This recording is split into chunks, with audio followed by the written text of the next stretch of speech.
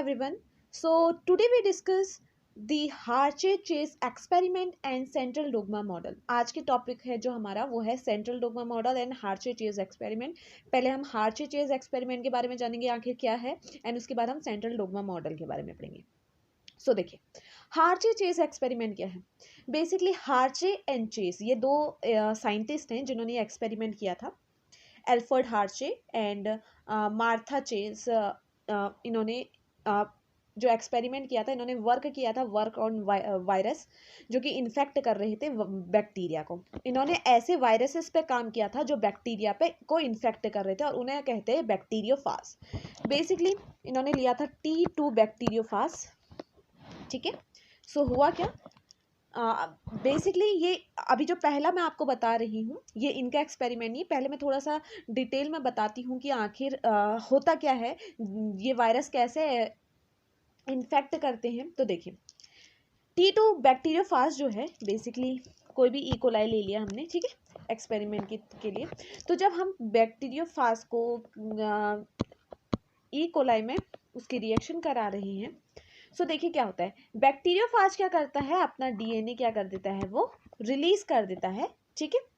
And then bacteriophage क्या करता है, इसके अंदर धीरे धीरे धीरे करके अपने पूरे के पूरे बेसिकली मैं कहूँगी ये वायरस क्या करता है, कोलाई के मैकेनिज्म को, उसके एंजाइम्स को यूज़ करके अपना जेनेटिक मटेरियल से पूरा का पूरा वायरस को तैयार करना स्टार्ट करता है. होता क्या है, वायरस क्या हो जाता है, तैयार हो जाता है.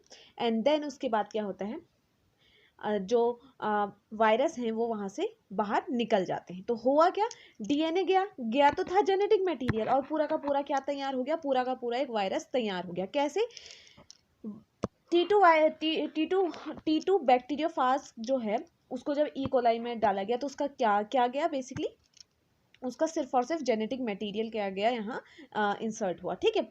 एंड ये जेनेटिक मटेरियल क्या गया, फर्दर डिवीजन करेगा और अपने आप को क्या कर देगा, डिवाइड कर देगा. कैसे करेगा, हर एक पार्ट अलग अलग पार्ट इसके बनेंगे एंड देन वो क्या होंगे, कंबाइन हो जाएंगे और एक पूरे वायरस का स्ट्रक्चर यहाँ पे कंप्लीट तैयार हो जाएगा और वो इससे बाहर आ जाएगा.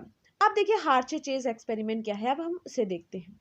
अब देखिए Hartree-Chase ने अपने एक्सपेरिमेंट में क्या किया, इन्होंने क्या किया, बेसिकली 2 बैचेस तैयार किए बैक्टीरियोफाज के. ठीक है, बैक्टीरियोफाज के 2 बैचेस तैयार किए.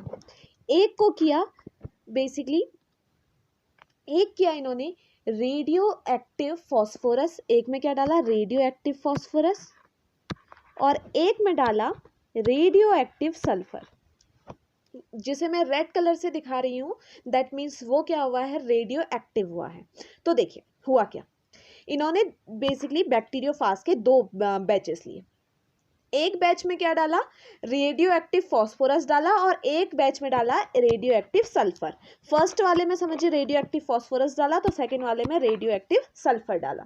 तो हुआ क्या, देखिए जिसमें रेडियो एक्टिव फॉस्फोरस होगा, आपको याद होगा डीएनए का स्ट्रक्चर जब मैं बता रही थी तो मैंने बताया था कि डीएनए में क्या होता है, फॉस्फेट ग्रुप भी होता है. तो जो radio active basically radio active phosphorus है वो जहाँ के कहाँ किस पे, वो किसे रेडियो एक्टिव करेगा, डीएनए को. तो रेडियो एक्टिव कौन हो जाएगा यहाँ पे, डीएनए. क्यों, क्योंकि डीएनए में क्या प्रेजेंट होता है, फॉस्फोरस प्रेजेंट होता है. तो किसे रेडियो एक्टिव करेगा, वो डीएनए को रेडियो एक्टिव करेगा. अब मैं बात करती हूँ रेडियो एक्टिव सल्फर की. तो देखिए कैप्सिड जो होता है, कैप्सिड में प्रेजेंट होता है बेसिकली प्रोटीन. ठीक है, प्रोटीन किससे बना होता है, amino acid and amino acid से, और एमिनो एसिड में क्या, अब इसमें क्या मिलता है, सल्फर मिलता है. तो रेडियो एक्टिव सल्फर किसे बेसिकली मैं कहूँगी रेडियो एक्टिव करेगा, कैप्सिड को रेडियो एक्टिव करेगा. तो यहाँ पे क्या होगा, यहाँ पे जो कैप्सिड होगा, कैप्सिड क्या हो जाएगा, रेडियो एक्टिव हो जाएगा. तो हमारे पास क्या है, एक रेडियो एक्टिव डीएनए है और एक रेडियो एक्टिव कैप्सिड है. अब देखिए इससे पहले एक्सपेरिमेंट में मैंने आपको बताया कि डीएनए जाता है, लेकिन तब तक डीएनए ये नहीं पता था कि एक जनरेशन से दूसरे जनरेशन कौन ट्रांसफर हो रहा है. Hartree-Chase के एक्सपेरिमेंट से पता चला था कि हाँ डीएनए वो क्या कर रहा है, 1 जनरेशन टू नेक्स्ट जनरेशन जा रहा है. कैसे, देखिए Hartree-Chase ने क्या करा, एक को रेडियो एक्टिव फॉस्फोरस किया, तो रेडियो एक्टिव फॉस्फोरस ने डीएनए को जाके रेडियो एक्टिव बना दिया. और दूसरे में क्या किया, जो दूसरा बैच था उसमें क्या किया, रेडियो एक्टिव सल्फर डाला. रेडियो एक्टिव सल्फर डालने से क्या हुआ, रेडियो एक्टिव सल्फर डालने से जो कैप्सिड है वो रेडियो एक्टिव हो गया। अब इससे ये हुआ, अगर डीएनए एक जनरेशन से दूसरे जनरेशन जा रहा हो, या फिर मैं कहूँ डीएनए क्या कर रहा है, वो इन्फेक्ट कर रहा होगा, तो वो रेडियो एक्टिव होगा, तो पता चल वो दिखेगा रेडियो एक्टिव, क्योंकि वो क्या है, रेडियो एक्टिव है। और अगर क्या होगा, कैप्सिड जा रहा होगा तो कैप्सिड दिखेगा, क्यों, क्योंकि कैप्सिड वो रेडियो एक्टिव कर रखा है हमने। तो देखिए होता क्या है। अब ये क्या करते हैं, फर्स्ट स्टेप में सबसे पहले तो इन्होंने क्या किया, जो लेबल्ड वायरस है उसको क्या किया, बेसिकली यूज किया गया बैक्टीरिया को इन्फेक्ट करने में। ठीक है, ये क्या है, ई कोलाई है। अब इनके देखिए, सबसे पहली चीज आपको पता होना चाहिए क्या क्या है। एक में है रेडियो एक्टिव डीएनए और एक में है रेडियो एक्टिव कैप्सिड। अब देखिए होगा क्या, हुआ क्या, जब इन्होंने इसको क्या किया, यूज किया, तो इन्होंने पहला बेसिकली इसमें जो इसमें क्या होता है, कुछ स्टेप्स होते हैं, जैसे कि सबसे पहला स्टेप जो आता है, सबसे पहला स्टेप का नाम है इन्फेक्शन का। ठीक है, तो इन्फेक्शन में क्या होता है, बेसिकली ये क्या किया जाएगा, इंट्रोड्यूस कराया जाएगा ई कोलाई में। ठीक है, आप देख रहे हैं जिस तरीके से जा रहा है, ये क्या स्टेप दिखा रहा है, इन्फेक्शन का दिखा रहा है। उसके बाद क्या हो गया, देखिए उसके बाद क्या होगा, ये बैंड होंगे, बाइंडिंग होगी, मतलब अभी ये डीएनए क्या कर रहा है, इसके अंदर घुस रहा है, उसके बाद वो क्या हो जाएगा, इसके अंदर इस तरीके से बाइंड होने लगेगा। अब देखिए लास्ट स्टेप होता है सेंट्रीफ्यूगेशन। सेंट्रीफ्यूगेशन का मतलब ये समझिए, सेंट्रीफ्यूगेशन में क्या होता है, आप ऐसे समझिए कि जैसे आप घर में मिक्सी चलाते हैं ना, तो मिक्सी चलाने में क्या होता है, ऑयली पार्ट ऊपर की तरफ आ जाता है और वाटर नीचे रह जाता है। तो वैसे ही देखिए इसमें क्या होता है, सेंट्रीफ्यूगेशन करने से क्या होगा, बेसिकली सेंट्रीफ्यूगेशन करने से जो होगा, कैप्सिड जो होंगे वो यहाँ से डिटैच्ड हो जाते हैं।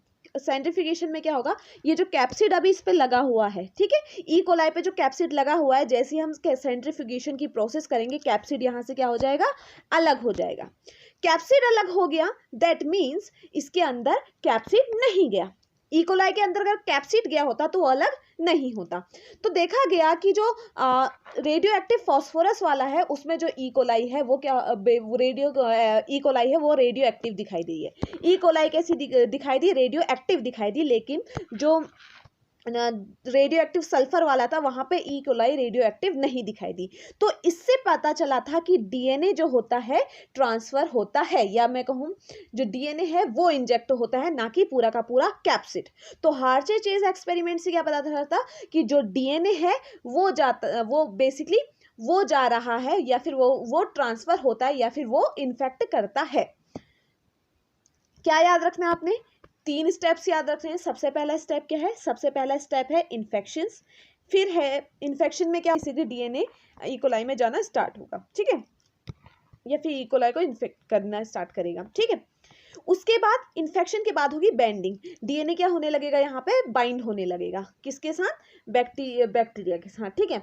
बाइंडिंग के बाद क्या होगा, नेक्स्ट स्टेप होगा, उसके बाद होगी सेंट्रीफिकेशन। सेंट्रीफिकेशन में समझ क्या होगा, बेसिकली जो कैप्सिड हो जाते हैं वो क्या हो जाते हैं, डिटैच्ड हो जाते हैं, किससे, ई कोलाई से। और इससे पता चलता है, हमें दिखता है कि जो रेडियो एक्टिव फॉस्फेट वाला है, उसमें जो रेडियो एक्टिव फॉस्फेट जो ई कोलाई में डाला गया, वो ई कोलाई तो चमक रहा है, रेडियो एक्टिव हो रहा है, लेकिन जिसमें हमने रेडियो एक्टिव सल्फर डाला उसमें ई कोलाई क्या है, रेडियो एक्टिव नहीं हो रहा है। तो इससे पता चला कि जो डीएनए है वो यहाँ पे इंजेक्ट हो रहा है, और यही कहलाता है हार्चे-चेज experiment.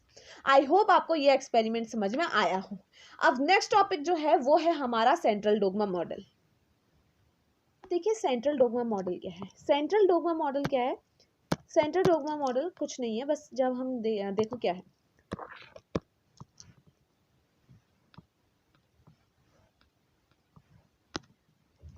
Flow of information in cell. Central dogma model क्या बताता है, flow of information in cell. इसका मतलब क्या है, देखिए कैसे इंफॉर्मेशन फ्लो हो रही है सेल में, ये कौन बताता है, ये बताता है सेंट्रल डोग्मा मॉडल।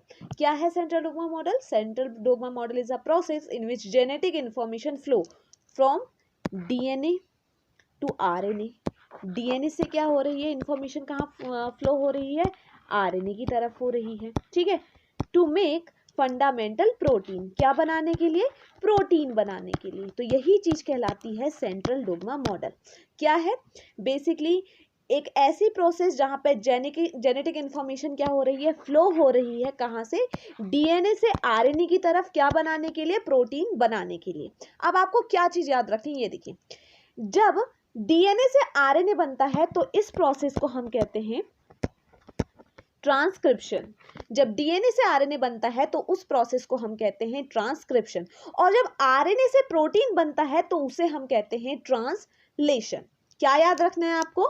जब डीएनए से आरएनए बन रहा है तो हम इसे कहते हैं ट्रांसक्रिप्शन, एंड जब आरएनए से प्रोटीन बनता है तो इसे हम कहते हैं ट्रांसलेशन।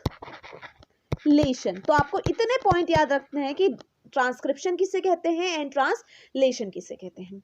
एंड दूसरी चीज, जब डीएनए से डीएनए बनता है, डीएनए से ही जब डीएनए बनता है तो उस प्रोसेस को हम क्या कहते हैं? रेप्लिकेशन कहते हैं।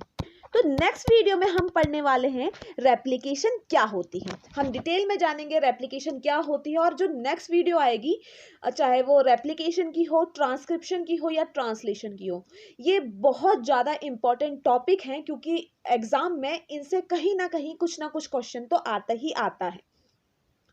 सो नेक्स्ट वीडियो में हम पढ़ेंगे कि आखिर डीएनए से डीएनए कैसे बन रहा है, डीएनए से आरएनए कैसे बन रहा है, और आरएनए से प्रोटीन कैसे बन रहा है। ठीक है, तो आपको याद रखना है। एंड हाँ, इसमें एक और चीज होती है, यहाँ पे होता है रिवर्स ट्रांसक्रिप्शन। जब आरएनए से डीएनए बनता है तो हम डिटेल में पढ़ेंगे कि कैसे बनता है। तो सेंट्रल डोग्मा मॉडल क्या है? सेंट्रल डोग्मा मॉडल क्या बताता है? कैसे जेनेटिक इंफॉर्मेशन फ्लो हो रही है डीएनए से आरएनए में, और क्या बनाने के लिए? प्रोटीन बनाने के लिए। इसी चीज को हम कहते हैं central dogma model. I hope आपको आज का ये छोटी सी वीडियो पसंद आई हो, और अगर पसंद आई हो so don't forget to like, comment, share and subscribe. Thank you so much for watching.